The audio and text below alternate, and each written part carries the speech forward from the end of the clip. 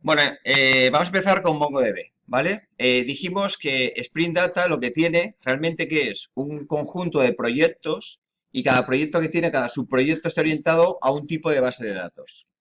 Spring Data lo que hace es unificarme muchos aspectos de acceso a base de datos, pero hay aspectos que son específicos de cada base de datos. Entonces, este es el subproyecto de Spring, que es el de MongoDB, ¿vale? Pero claro, para antes de empezar, vamos a instalar una base de datos de MongoDB para ver cómo funcionamos, ¿vale? Entonces, al final, MongoDB, que es un sistema de base de datos, no solo SQL, ¿vale? Está orientado a documentos y es de esquema libre, lo más importante. Está orientado a documentos y de esquema libre. ¿Qué significa? Que fijaros que las tablas, lo que son las bases de datos relacionales, siempre tienen una estructura muy homogénea, tiene un esquema muy definido. Tú cuando defines una tabla, tiene unos campos y todos los registros tienen esos campos y eso es muy ortogonal, ¿vale? En cambio, MongoDB es libre. Tú guardas registros, que en este caso lo vamos a llamar documentos, y cada documento puede ser como te dé la gana. Es decir, él no mira que tenga ningún tipo de esquema. Tal como se lo das, lo guarda. ¿Vale? Por lo tanto, por eso se llama de esquema libre. Se puede guardar cualquier documento de cualquier formato, todos coexistiendo en la misma colección, sin ningún problema. ¿Vale? Tenéis la página web de Mongo, la tenéis ahí, ¿vale? Os podéis bajar Mongo y demás. Y Mongo se basa en un almacenamiento tipo que llaman como JSON, pero en binario, BSON. Es decir, es una estructura tipo JSON, solo que en lugar de almacenarlo en formato caracteres, que eso ocuparía demasiado, lo convierte a tipo binario. Pero internamente es una estructura tipo JSON, ¿vale? Y los DTOs que comunicas con Mongo son de tipo JSON. Es decir, lo que hace esta estructura binaria, cuando tú hacemos una búsqueda o un almacenamiento, lo que fuera, él lo convierte a binario para almacenarlo. Pero cuando lo recupera, te lo recupera en formato JSON. Y manejamos con Mongo el formato JSON. ¿Vale? Eh, ¿Qué conceptos manejamos? Es decir, son conceptos muy similares, pero como le cambian los nombres, vamos a adaptarnos a los nombres de MongoDB. ¿Vale? Hablamos de campo. ¿Vale? Campo es dentro de un documento un elemento concreto, un valor concreto. Pues el nombre, el apellido, la fecha de creación, eso le vamos a llamar campo, ¿eh? Lo mismo que llamamos campo en tablas relacionales. Llamamos documento a un registro de la tabla, algo similar a un registro de la tabla. Es decir, cada vez que yo guardaría un objeto, que estoy guardando un documento. Para mí, cada objeto es un documento, ¿vale? Luego hablamos de colecciones. Es similar a lo que hemos conocido como una tabla. Una colección es un conjunto de documentos.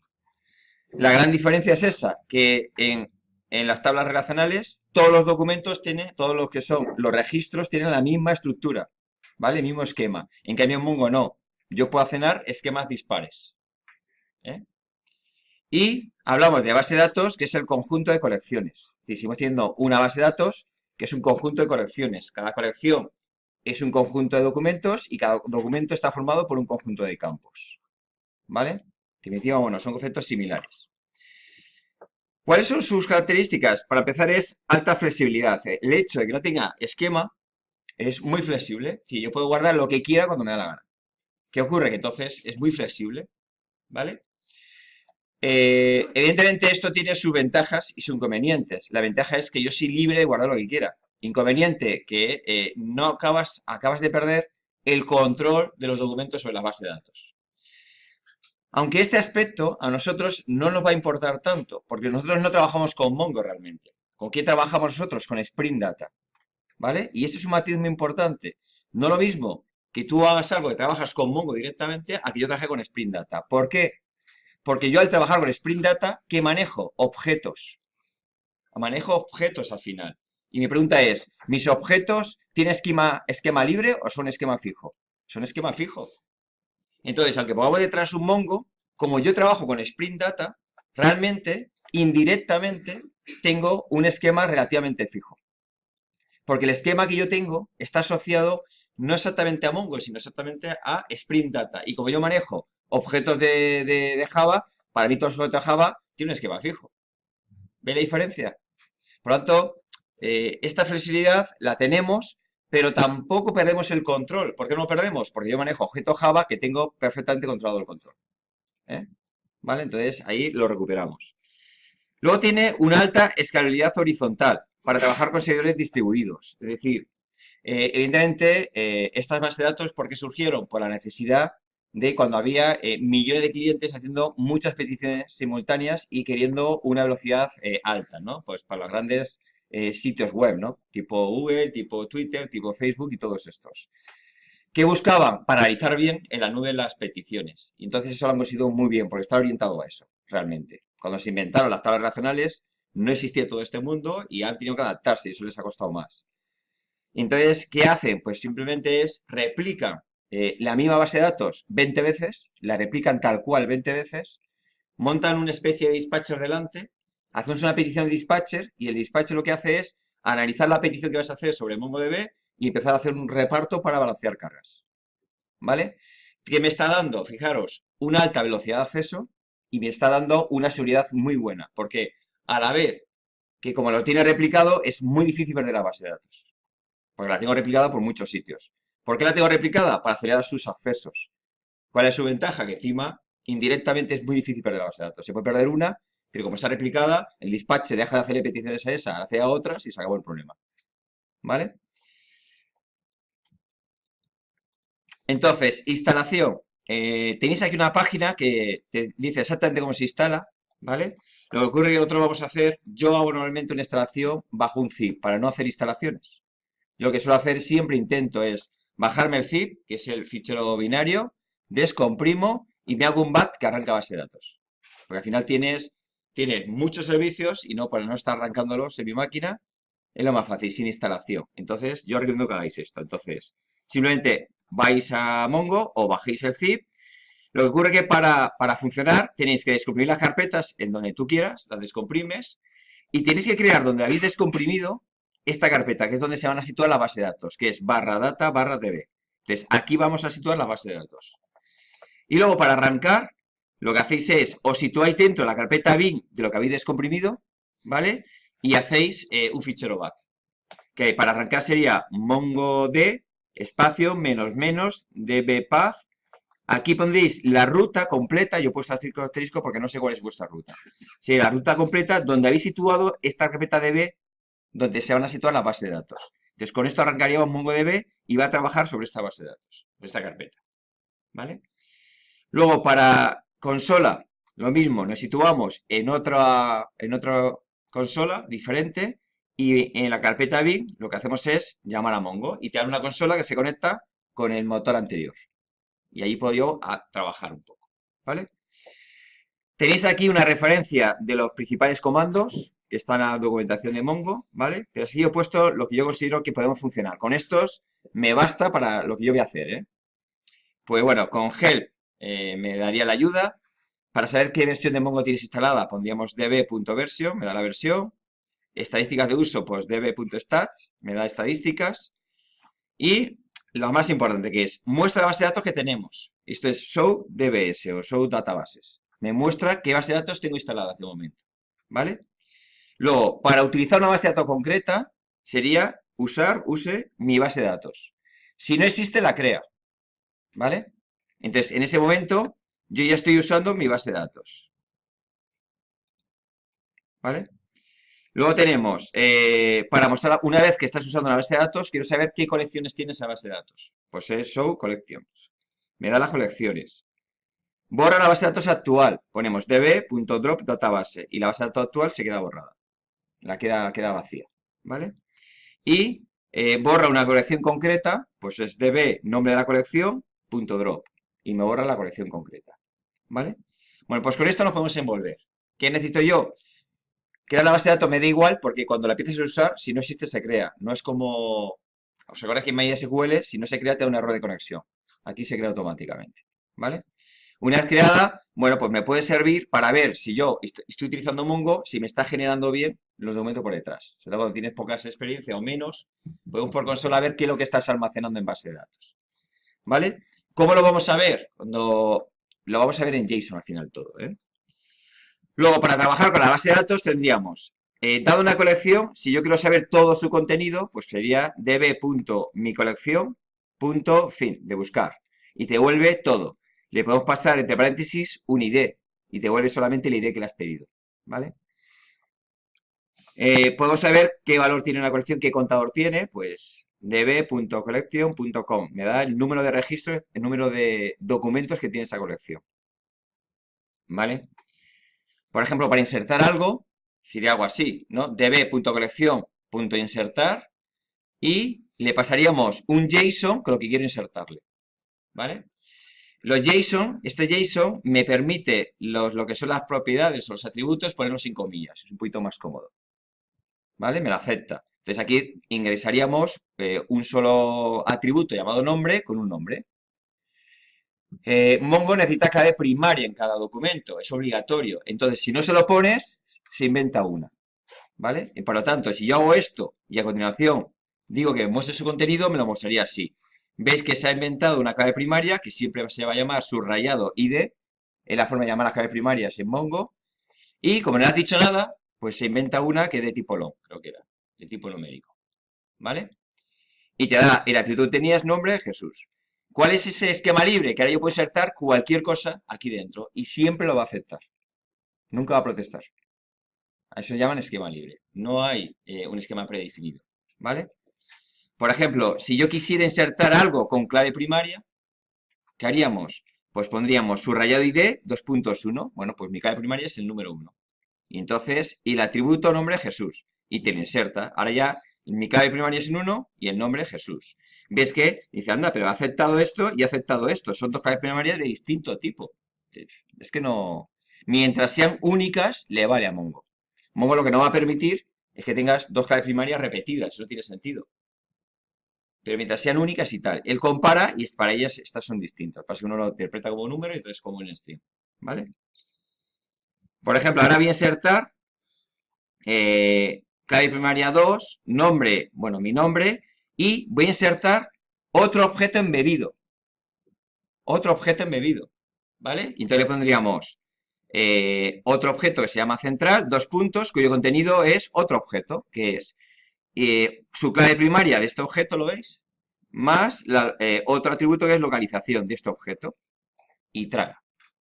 Entonces, ahora que va a mostrar, pues tendríamos el registro identificado como 2 con nombre, con un otro objeto que está embebido, que es este contenido. ¿Vale? Y dices, ¿y si quieres insertar un segundo objeto que a su vez es una lista? La diferencia es, ya te digo, formato JSON. Ponemos corchetes, ¿lo veis? Corchetes y cierro corchetes. Y aquí pondríamos llaves, abro llaves, coma, llave y abro llaves. Que estoy insertando una lista del atributo central, que es una lista de la clase central, cuyo contenido, lo que tú le pongas, él no vigila esquema. ¿Vale? Entonces, si lo muestra, te lo muestra como tal, un JSON. ¿Qué ocurre? Que como los cubetos son JSON y eso pueden crecer y crecer, no es una tabla, no es ortogonal, pues puede crecer como te dé la gana. No hay problema. ¿Lo veis? Entonces, esquema libre significa que puedo almacenar cualquier cosa en un documento de cualquier tipo y combinarlo en la misma colección. Él no va a protestar. ¿Vale?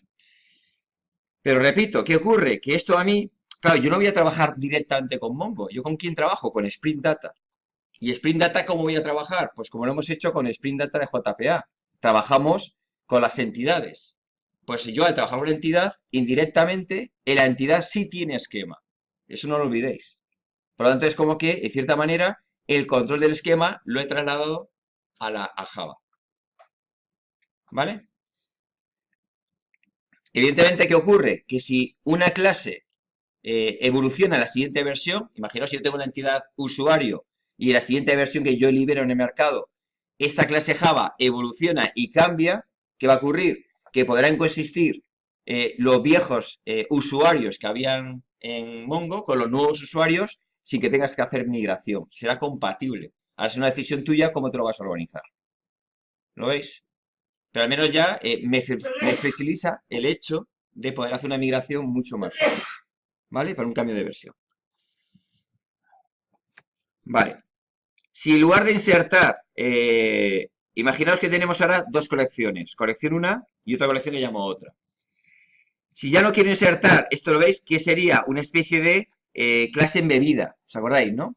Esto sería una especie de clase embebida, ¿vale?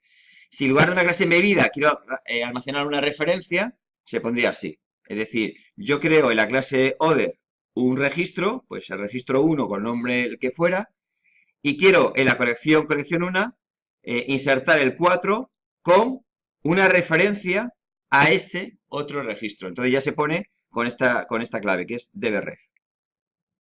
Con dbref lo que apuntas aquí es una referencia. Y aquí decimos a qué otra colección estamos referenciando y qué clave primaria tiene esa otra colección. Y estos son referencias. Entonces, veis que MongoDB acepta documento en esquema libre, acepta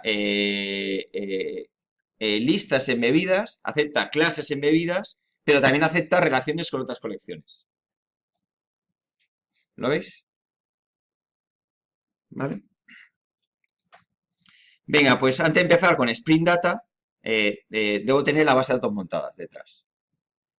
¿Vale? Entonces, si lo vamos a hacer después, mejor. Pues nada, lo que vamos a hacer ahora es, vamos a instalarla. Instaláis, manejéis un poco la consola, para más o menos, si no habéis manejado nunca MongoDB, pues tengamos un principio concepto de cómo manejar. Yo utilizo consola porque siempre es muy fácil, siempre está ahí disponible. Y yo lo que voy a utilizar consola es exclusivamente para un testeo cuando trabajo en Spring Data. Porque yo una vez que me pasa Spring Data, MongoDB ha dejado de utilizarlo a nivel directo. ¿Vale? Entonces, vamos a ver que todos hagamos la instalación, bajemos la consola y asentemos un poco los principios de funcionamiento de esta base de datos. ¿Vale?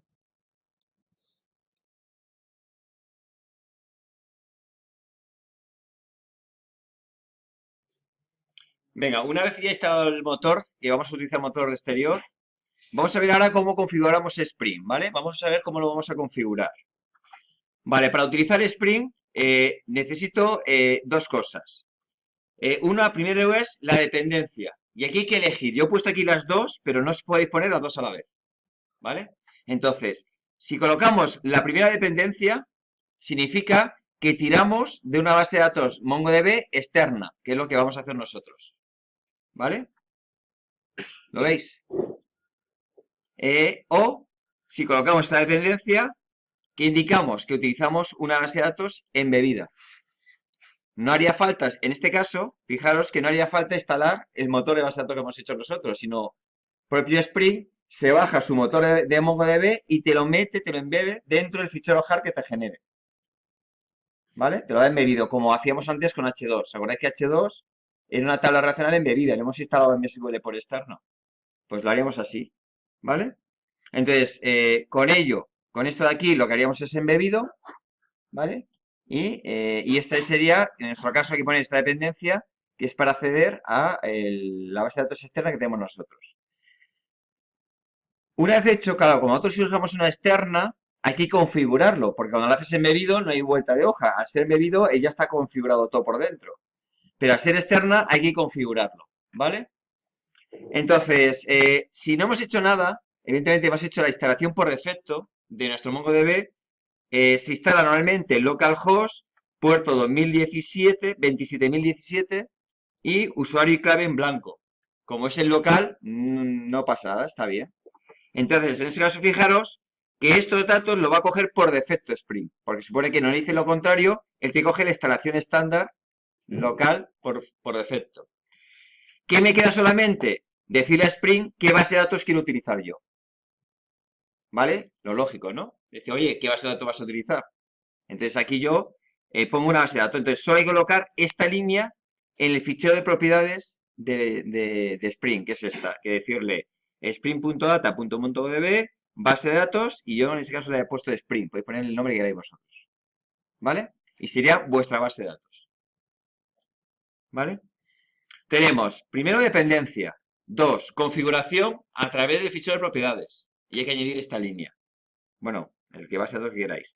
3, hay que añadir un fichero de configuración, que es este de aquí. ¿Ves que es? Yo le llamo Mongo configuración de Mongo y hay que ponerle esto aquí arriba, que es habilitar repositorios con Mongo. ¿Vale? Es una clase, una interfaz que no tiene cuerpo. El cuerpo lo podríamos aprovechar, os haría para luego configurar más cosas, pero otros no hace falta configurar nada más. Y simplemente ponemos esta anotación. Pues ya teníamos, una parte es dependencia resuelta, configuración de Spring a través de propiedades y creando este fichero de configuración. ¿Vale? Con estos tres elementos ya podríamos arrancar con Spring. ¿Lo veis? ¿Vale? ¿Qué es lo que no ves? Es que estoy mirando la documentación y no me cuadran los números de página. Ah, bueno. Sí, porque siempre actualizo, luego lo actualizaré, no te preocupes. Vale, ¿Vale? es que creo que no está. Es que no está. ¿A este no está? ¿No tenéis este? Ah, vale. Pues ahora lo actualizo, no os preocupéis. Vale, vale, lo actualizo ahora. Entonces, fijaros, dependencia, propiedades y el fichero de configuración. Y con esto ya lo tengo funcionando, ¿vale? Entonces, vamos a repetir el proceso que hemos hecho con JPA, porque ya que lo tenéis adquirido, he puesto hasta los mismos ejemplos para que podamos comparar y ya tenéis ese principio. En primer lugar, las anotaciones, ¿vale? ¿Qué anotaciones vamos a utilizar? Y por eso aquí vamos a cambiar ciertos nombres. ¿Os acordáis que en JPA utilizamos entidades? Como yo quiero coexistir en este proyecto, como ahí la anotación es documento, pues a partir de ahora yo voy a llamar documentos a las clases de Java que representan una colección en las bases de datos. Y le voy a llamar documento, ¿vale? ¿Qué tiene que tener? Fijaros, ¿qué tiene que tener? Siempre esta anotación documento en todas las clases de Java. Vale. Por defecto, fijaros que si no dice lo contrario, ¿cómo va a llamar la colección? Pues como el nombre de la clase, que suele ser un nombre bastante apropiado. ¿Vale? Pero igual que en JPA, si quisiéramos por alguna razón cambiar el nombre del documento, que no se llamase como la clase, le podríamos añadir, pero esto es opcional, normalmente no se suele hacer, le añadimos este atributo que es colección y le ponemos un nombre cualquiera. Entonces ahora ya al documento le voy a llamar como le pongas aquí. Nosotros por defecto vais a ver que yo pongo documento y le dejo como nombre de la clase, que me suele ser adecuado. ¿Vale? Segundo, necesitamos clave primaria. Igual que JPA. Le pondríamos la anotación @id. ¿Vale? Aquí es un pelín más sencillo. ¿Por qué? Porque os acordáis que cuando la clave primaria a mí no me interesa gestionarla, tenemos que poner una segunda anotación. ¿Os acordáis? En JPA. Aquí no. Si tú no se la das, él se la inventa. Lo hace automáticamente. Va bajo demanda. Más sencillo todavía. ¿Vale?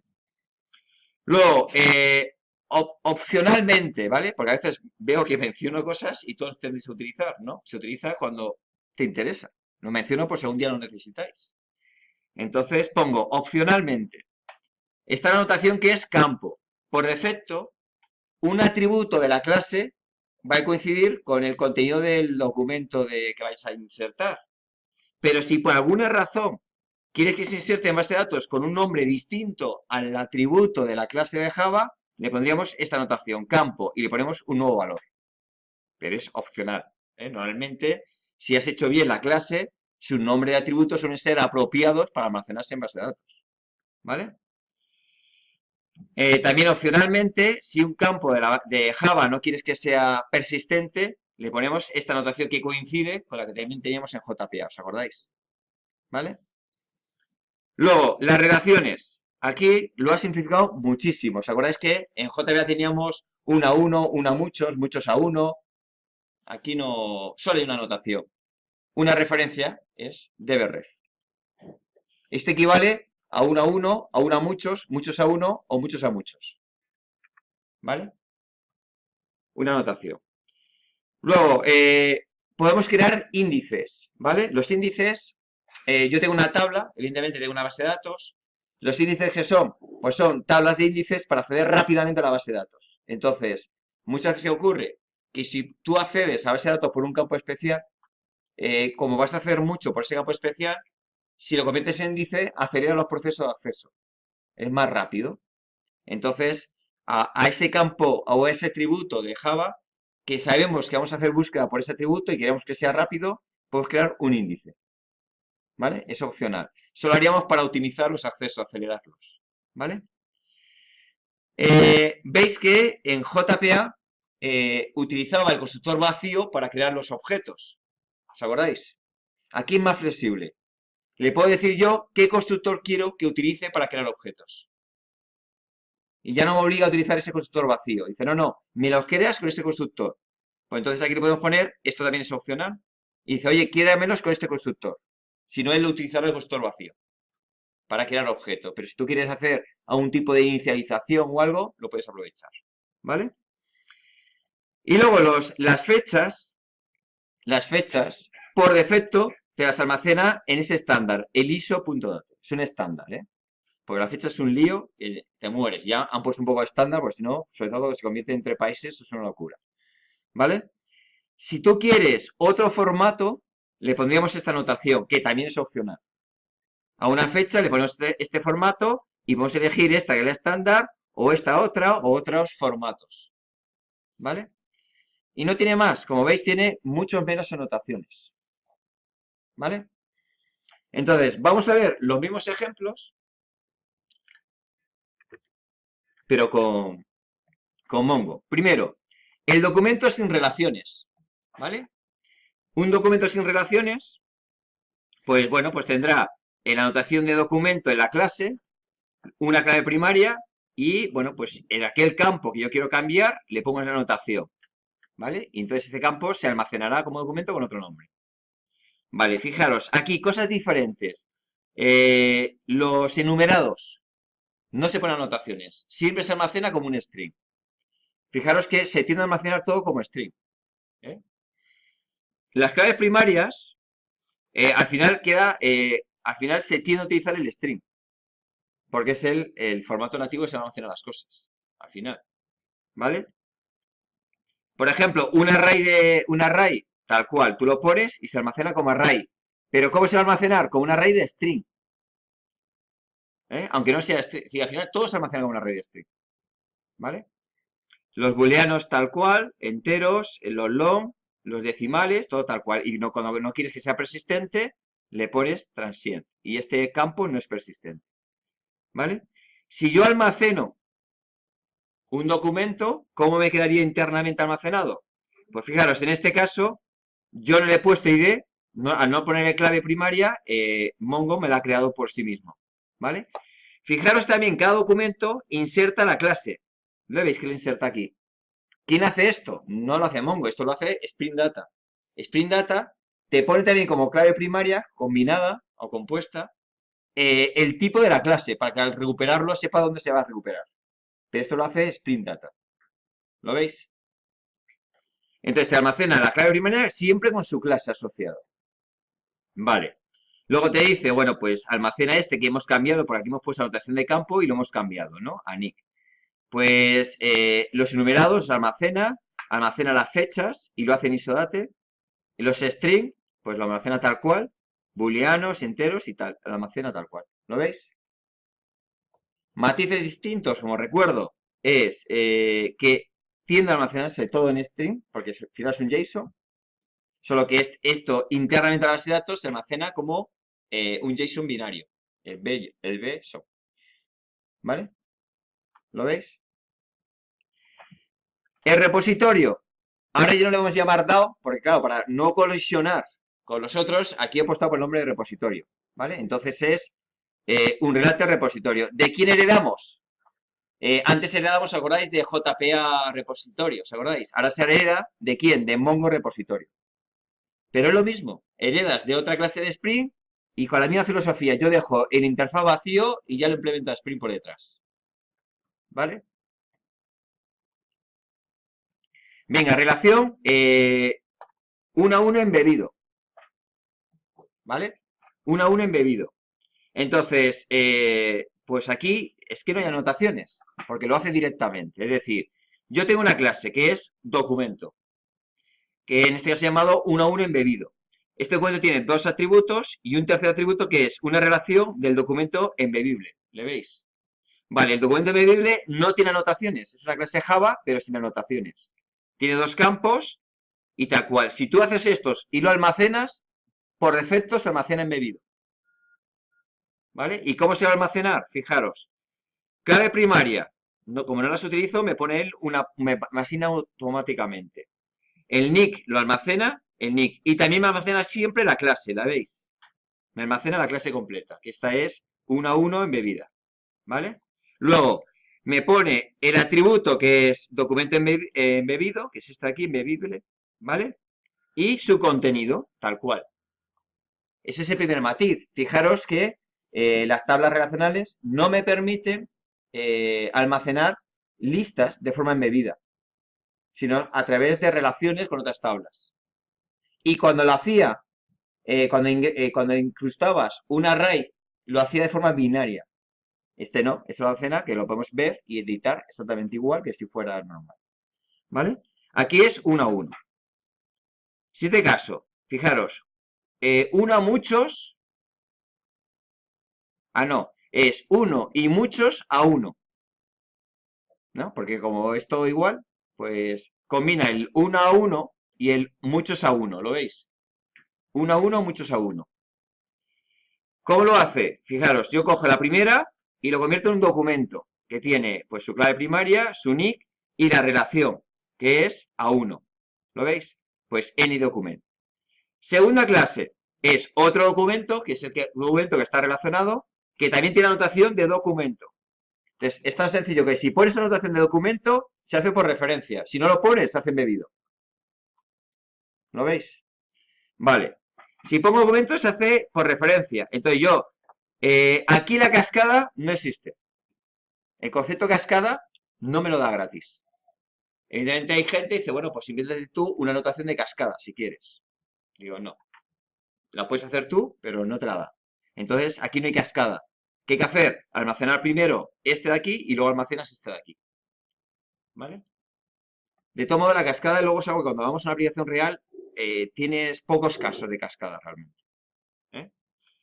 ¿Vale? Entonces, si yo almaceno esto, ¿cómo se va a ver? Tendríamos primer documento, que es este de aquí.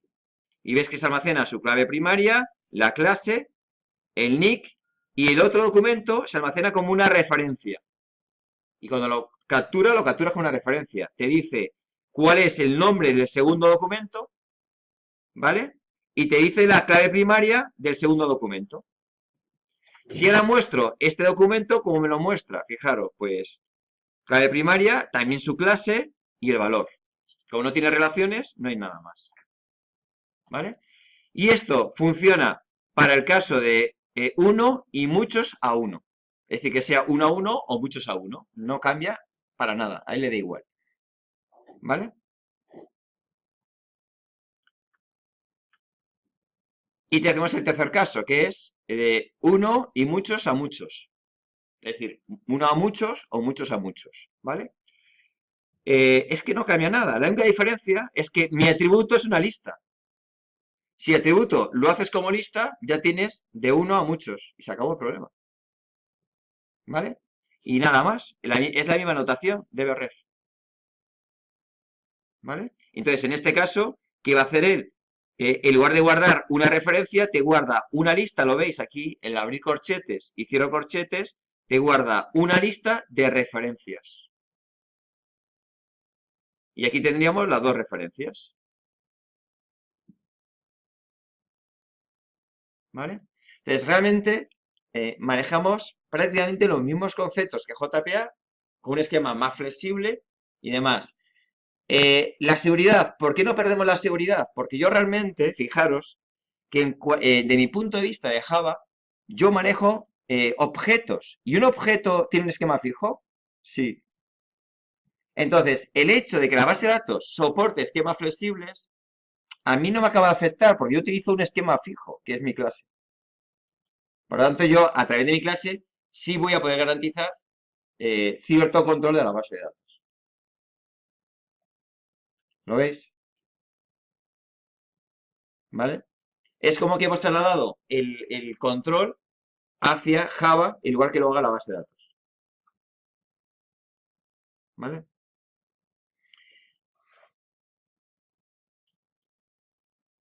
Venga, vamos a verlo en código. ¿Vale? Vamos a verlo en código. En código, si vais a mi ejemplo, veis que aquí tenemos los de JPA, ¿los veis?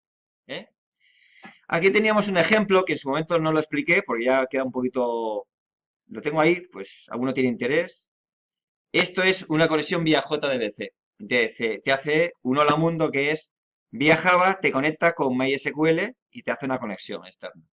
¿Vale? Os dejé el código por si tenéis interés de cómo se haría con JDBC. Pero como veis, desde Spring, pues como que ya todo esto queda demasiado lejano, ¿no? ¿Vale? Bueno, pues tenemos aquí conexión con JDBC, aquí tenéis los ejemplos de JPA y ahora tenemos los ejemplos de Mongo. ¿Eh? Bueno, pues Mongo, tenemos Mongo documentos. Entonces aquí tendríamos lo que hemos visto ahora, ¿no? Pues por ejemplo, eh, embebible. Un documento embebible, veis que es un documento, es una clase Java pura y dura. No tiene ningún tipo de anotación. ¿Eh? Y de hecho, solo por no poner anotación, ¿cómo lo va a hacer Mongo? Embebido. O lo va a hacer Spring. ¿No? En definitiva lo hace Spring. Embebido. Y entonces aquí tendríamos 1 a 1 embebido. ¿Vale? 1 a 1 embebido. ¿Lo veis? Entonces yo simplemente pongo aquí documento, clave primaria, y este lo hago embebido, y hace embebido. Y dices, ¿y cómo sería entonces una lista o un array embebido? Pues tan sencillo como si esto lo declaras como array, haces esto, te acaba de hacer una lista embebida.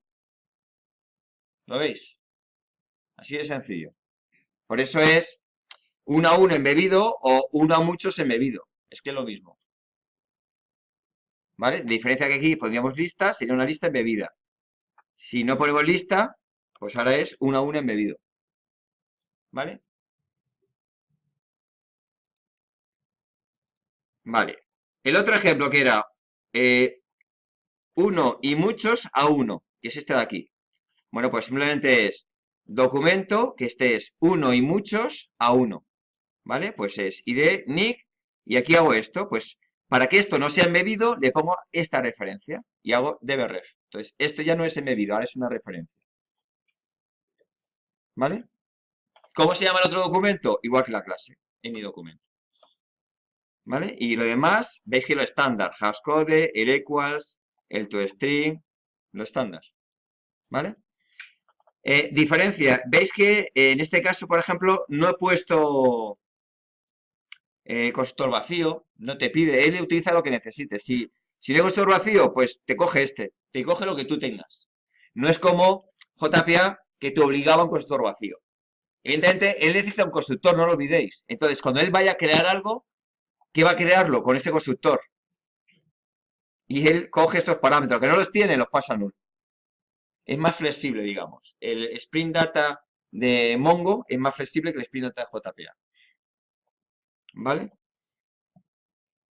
Lo podemos poner o no constructor vacío, pero ya no es obligatorio. Eso traga. Y ahora, ¿cómo haríamos el embebido? Fijaros, si me voy al embebido este, AnyDocument, ¿dónde estás? Aquí, es un documento y este se hace embebido. Digo, perdón, este es de referencia. ¿Vale? Ahora me queda el muchos a muchos, este de aquí. Diferencia, pues en lugar de poner un valor único, pongo una lista. Ya es puede ser de uno a mucho, de muchos a uno, lo que tú quieras. ¿Vale? Y la misma referencia, es como todo muy ortogonal, muy igual, ¿no? Más sencillo. ¿Vale? Las claves primarias, dice, pero esta es generada o la doy yo. Pues lo que tú quieras. Si tú la defines, es decir, si tiene un valor null cuando arranca, cuando lo vas a salvar, él le da clave. Si no tiene valor null, te coge la tuya. Se adapta mejor. ¿Lo veis? Entonces, es tan sencillo como que quieres que sea autogenerada, olvídate de ella, ¿no? En mi caso, veis que yo me he olvidado de ella y es autogenerada. ¿Que no quieres que sea autogenerada? Pídela en el constructor y la generas tú. Pero no tiene ningún tipo de anotación más. Clave primaria y se acabó. ¿Vale? ¿Qué me quedaría? Pues los repositorios. Los repositorios es que no tiene nada distinto respecto a JPA, exactamente igual. ¿Yo qué hago? La única diferencia es que tenéis que heredar de esta clase. Por lo demás, todo exactamente igual. Con lo cual, si ya habéis aprendido JPA, esto va rodado. ¿Lo veis? Aquí que pondríamos las queries especiales. Ahora luego entraremos a eso. Queries especiales. ¿Vale? El segundo valor de lo de AnyDocument y así, Esto es la clave primaria. Pero igual que en JPA, ¿eh? JPA divide dos datos. Es tipo de entidad, clave primaria. Solo que ahora ya, por defecto yo en Mongo, mi clave primaria es un tipo string. ¿Vale? Aquí otro igual, otra interfaz, tal cual, ¿lo veis? Entidad, clave primaria. Con lo cual, una vez pillado el truco al Spring Data de JPA, adaptarse a Mongo es más fácil. Por eso también he visto el orden, ¿no? Os doy el susto primero con JPA y ahora os oí. ¿Vale? Porque si no os acostumbráis a esto y luego ya no queréis saber nada de JPA. ¿Vale? Este igual, interfaces. Evidentemente, luego lo veremos. Veis que también tenemos queries, ¿vale? Tenemos queries, igual que en JPA. ¿Cuál es la diferencia? Que en JPA utilizamos JPQL y aquí utilizamos formato de Mongo. Si sabéis Mongo a nivel de Mongo, es la misma query, porque en el fondo lo que mando son JSON. Le mando JSON para hacer las operaciones. Esto JSON se puede ejecutar por consola. Ya no hay SQL por un lado, JPQL por otro. Aquí simplemente es el JSON que yo utilizo por consola me vale aquí. ¿Vale? En cierta manera. ¿Vale? Y aquí otro, pues igual, bueno, este es el que utilizo siempre, el de sin relación para probar todo. Pero bueno, tiene más, pero al final lo mismo. ¿Me veis? Vale. Bueno, pues ahora vamos a repetir los mismos ejercicios. ¿Os acordáis de la librería que teníamos, que habéis hecho con JPA? ¿Vale? Primer ejercicio. Pues tenéis que coger esta misma librería y hacerla con Mongo. Es decir, ¿cómo lo haríamos esto con Mongo? Entonces se trataría, claro, aquí ya hay que pensar qué documentos quiero, ¿vale? ¿Qué documentos quiero? ¿Cuáles voy a hacer embebidos y cuáles no voy a hacer embebidos? ¿Vale? ¿Qué hago embebido, qué no hago embebido? ¿Qué documentos tengo y qué anotaciones voy a colocar en cada uno de ellos? Con lo cual, podéis hacer una comparativa de cuando lo hicisteis con JPA a cómo lo vamos a hacer ahora con Mongo. ¿Vale? Venga, pues poneros con ello.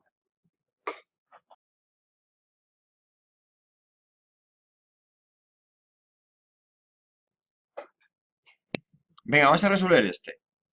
Bueno, fijaros que al final la decisión es como muy sencilla. ¿Qué nos tenemos que plantear? ¿Qué utilizamos? ¿Embebido o no embebido? Entonces, al final, está claro que al ser muchos aquí, ¿no? Si tenemos muchos aquí y muchos aquí, estos tres, embebido no sería factible. Entonces, al final, como este es uno, es el único factible. La solución, todavía más trivial, como es embebido, no se pone ninguna anotación. Y ya es embebido, ¿vale? Este de aquí no es embebido, pues habría que poner la rotación de... Aquí sería... Ahí. De documento, ¿vale? Anotación de documento y aquí la anotación de documento.